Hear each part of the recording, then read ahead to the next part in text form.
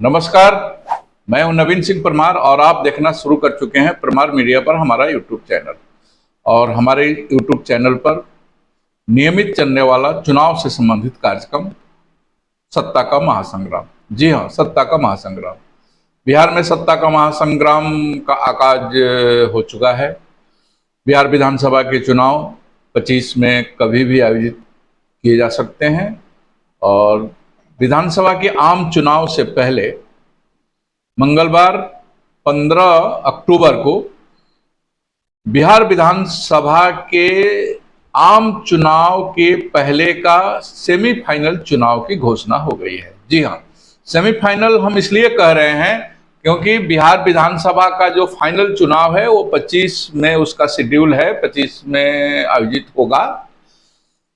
लेकिन उसके पहले 4 विधानसभा क्षेत्र में उपचुनाव होने हैं और उन चारों विधानसभा क्षेत्र के उपचुनाव की घोषणा भारतीय चुनाव आयोग ने मंगलवार 15 अक्टूबर को दिल्ली में चुनाव से संबंधित आयोजित प्रेस कॉन्फ्रेंस में कर दी।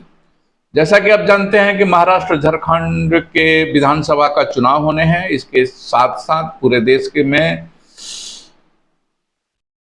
47 के आसपास ऐसे विधानसभा क्षेत्र हैं जहां उपचुनाव होने हैं। उनमें बिहार के 4 विधानसभा क्षेत्र हैं और चारों विधानसभा क्षेत्र के उपचुनाव की घोषणा हो गई है। यह बिहार विधानसभा के आम चुनाव से पहले होने वाला ये अंतिम चुनाव है।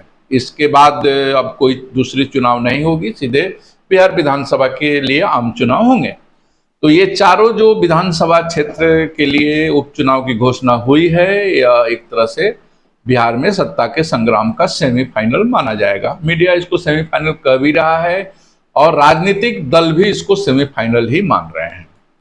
महागठबंधन चाहेगा कि चारों सीटों पर अपना जीत दर्ज करे, जीत दर्ज करके बिहार की जनता को मैसेज दे कि एनडीए का विकल्प महागठबंधन है, नीतीश कुमार का विकल्प तेजस्वी यादव है।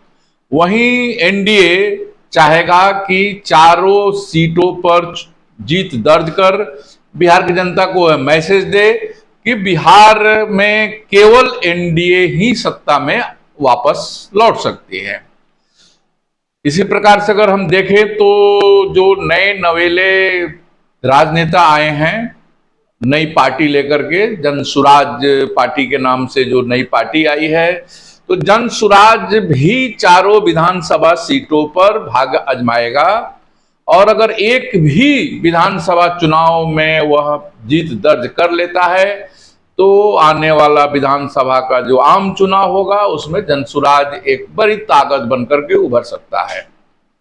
चुनाव के बाद परिणाम क्या आएंगे, लेकिन चुनाव में जनसुराज एक तीसरी बड़ी ताकत बन सकता है। और अगर इस उपचुनाव में जनसुराज को सीट नहीं मिलता है तो जनसुराज के अभियान को धक्का लगेगा।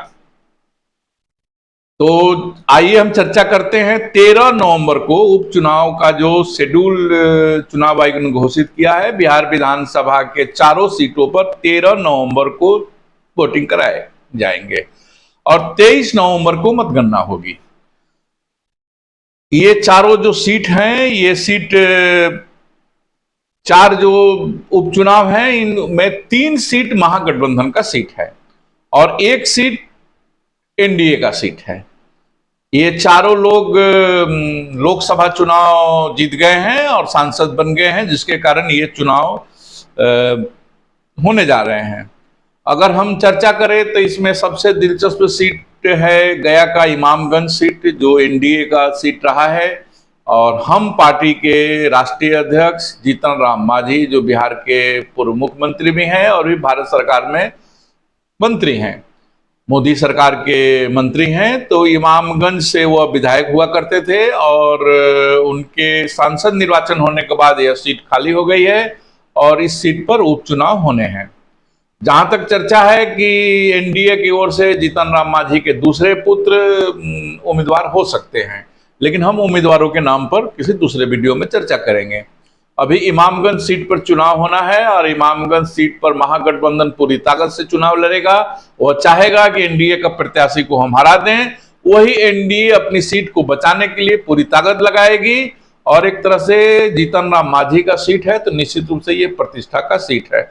उसी प्रकार से अगर हम चर्चा करें तो रामगढ़ सीट भी है। रामगढ़ विधानसभा सीट जो राष्ट्रीय जनता दल का सीट रहा है, वहां से पूर्व मंत्री, बिहार सरकार के पूर्व मंत्री सुधाकर सिंह वहां विधायक हुआ करते थे। वे अब आरा लोकसभा सीट से चुनाव जीत गए हैं। सुधाकर सिंह का भी यह सीट जीतन राम मांझी के सीट के तरह ही रामगढ़ का सीट भी काफी दिलचस्प रहेगा यहाँ का चुनाव, क्योंकि सुधाकर सिंह यहाँ के विधायक थे, पूर्व में बिहार सरकार के कृषि मंत्री भी रहे हैं, और सबसे महत्वपूर्ण यह है कि राष्ट्रीय जनता दल बिहार यानी राजद बिहार के अध्यक्ष जगदानंद सिंह के पुत्र हैं सुधाकर सिंह।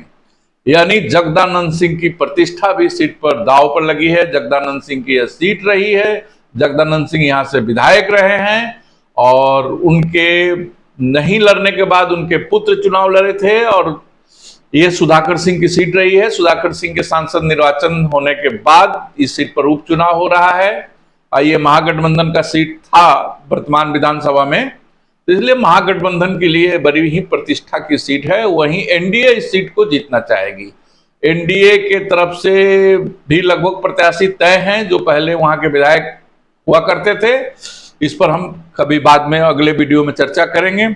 उसी प्रकार से अगर हम चर्चा करें तो गया में एक बेलागंज विधानसभा सीट है, जहां सुरेंद्र यादव पूर्व मंत्री भी हैं। सुरेंद्र यादव वहां के विधायक हुआ करते थे, बाहुबली नेता माने जाते हैं, और सुरेंद्र यादव सांसद निर्वाचित हो गए, जहानाबाद सीट से सांसद हो गए हैं। तो यह सीट भी रिक्त हो गया है और यहाँ उपचुनाव होने जा रहे हैं, और ये भी आरजेडी के लिए काफी प्रतिष्ठा का सीट रहेगा, महागठबंधन के लिए काफी प्रतिष्ठा का सीट रहेगा। और ये सीट एनडीए खेमे का है, और एनडीए में ये जदयू खेमे का सीट है।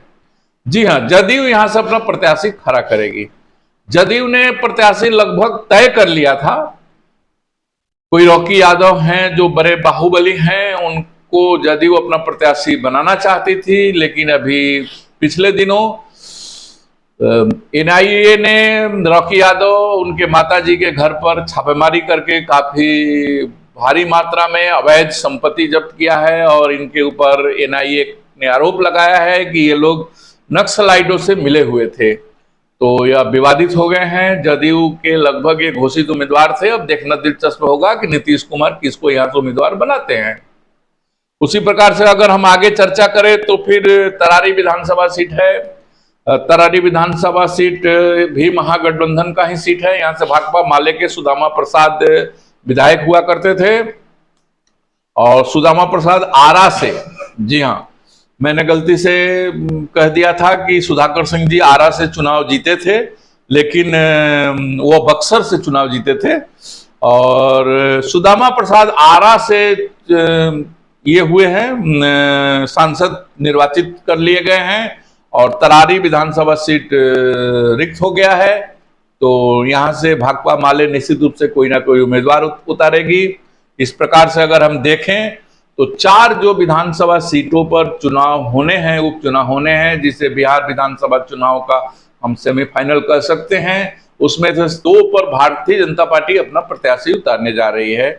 जी हाँ, तरारी सीट पर भारतीय जनता पार्टी अपना प्रत्याशी उतारेगी, ऐसा तय हो गया है। वहीं रामगढ़ सीट से भारतीय जनता पार्टी अपना प्रत्याशी उतारेगी, और बेलागंज सीट से जदयू अपना प्रत्याशी उतारेगी, और चौथा जो सीट है वह इमामगंज है जो एनडीए का रहा है वह सीट। तो एनडीए यहाँ अपना प्रत्याशी उतारेगी, और यहाँ जीतन राम मांझी की पार्टी से कोई उम्मीदवार होगा। चर्चा में है कि उनके पुत्र को ही चुनाव लड़ाने की संभावनाएं बन रही हैं। इस प्रकार से देखा जाए तो बिहार विधानसभा चुनाव से पहले ये सेमीफाइनल है और अंतिम सेमीफाइनल है। इस चुनाव का परिणाम आने वाले विधानसभा चुनाव को प्रभावित करेगा। इसलिए जहां एनडीए पूरी ताकत लगा करके चुनाव लड़ेगा, और वह प्रयास करेगा कि चारों विधानसभा सीट पर निर्वाचित अपने उम्मीदवार को जिता करके बिहार के जनता को यह मैसेज दे कि अभी भी एनडीए का विकल्प नहीं है। वहीं तेजस्वी यादव और उनका पूरा कुनबा, जिसे महागठबंधन कहा जाता है, महागठबंधन पूरी ताकत से चारों सीट पर चुनाव लड़ेगा और ये सीट प्रयास करेगा कि वह चुनाव जीते और चुनाव जीत करके सदन में बिहार की जनता को यह मैसेज दे कि चारों सीट पर उनका पकड़ है, पूरे बिहार में उनका लहर चल रहा है। ऐसे भी ये 4 जो सीट है उसमें 3 सीट पर पहले से ही महागठबंधन के विधायक रहे थे, जिनके इस्तीफे के बाद ये खाली हुआ है। उसमें एकमात्र सीट इमामगंज का जो पूर्व मुख्यमंत्री जीतनराम मांझी का सीट है वो एनडीए का था। इस प्रकार से देखा जाए तो बिहार विधानसभा में सीटों का कोई बहुत बड़ा समीकरण नहीं बदलेगा, लेकिन बिहार की राजनीति जरूर बदल जाएगी इस उपचुनाव के परिणाम आने के बाद। अगर एनडीए अपना दमखम दिखाता है तो एनडीए के पक्ष में हवा माना जाएगा कि बिहार में एनडीए के पक्ष में हवा है, और अगर महागठबंधन अपने तीनों सीट को ही वापस ले लेता है, 4 का नहीं माने हम, तब भी माना जाएगा कि महागठबंधन की पकड़ अभी बिहार की राजनीति पर बहुत जबरदस्त तरीके से कायम है। इस प्रकार से देखा जाए तो बिहार विधानसभा चुनाव से पहले ये विधानसभा का सेमीफाइनल है और ये सेमीफाइनल का परिणाम काफी दिलचस्प होगा। परिणाम को जानने के लिए पूरा बिहार उत्सुक रहेगा, पूरा बिहार नहीं, एक तरह से कहिए कि पूरा देश उत्सुक रहेगा ये जानने के लिए कि ये क्या इसका परिणाम आता है। और राजनीतिक विश्लेषकों की अगर हम माने तो ये चुनाव काफी महत्वपूर्ण है और सबके लिए महत्वपूर्ण है। एनडीए के लिए भी महत्वपूर्ण है। नीतीश कुमार को अपने को साबित करना है कि हमारे खिलाफ में कहीं कोई एंटी इनकम्बेंसी नहीं है। वहीं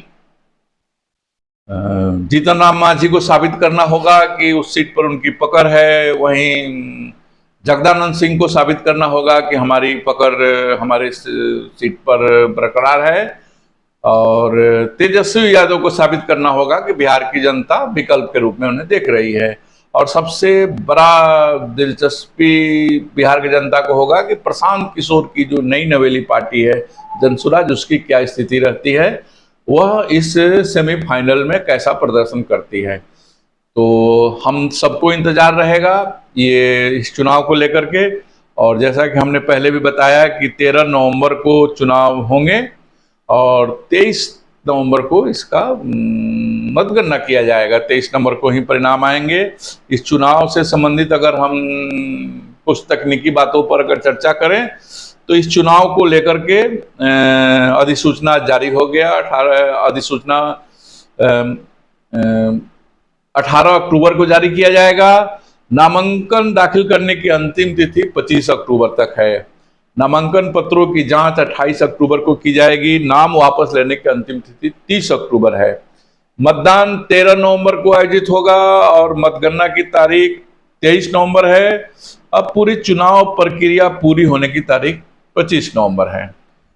और इस प्रकार से आज की इस वीडियो में बस इतना ही। बस आप जहां भी रहिए मस्त रहिए, स्वस्थ रहिए और हमारे प्रमाण मीडिया के इस यूट्यूब चैनल को देखते रहिए। अगर आपने हमारे चैनल को सब्सक्राइब नहीं किया है तो सब्सक्राइब कर दे, बेल आइकन दबाना नहीं भूले। फिर सत्ता के महासंग्राम में हम अगले वीडियो में एक नए विषय को लेकर आएंगे और आपसे बिहार विधानसभा चुनाव 2025 के मद्देनजर हर विषयों पर आपके साथ चर्चा करेंगे। और विशेषकर हम छपरा, सिवान, गोपालगंज इन 3 जिलों की राजनीति के साथ साथ बिहार की राजनीति पर भी आपके साथ हम हल्के फुल्की चर्चा करते रहेंगे। जब तक के लिए आप हमें विदा दीजिए। नमस्कार, जय श्री राम।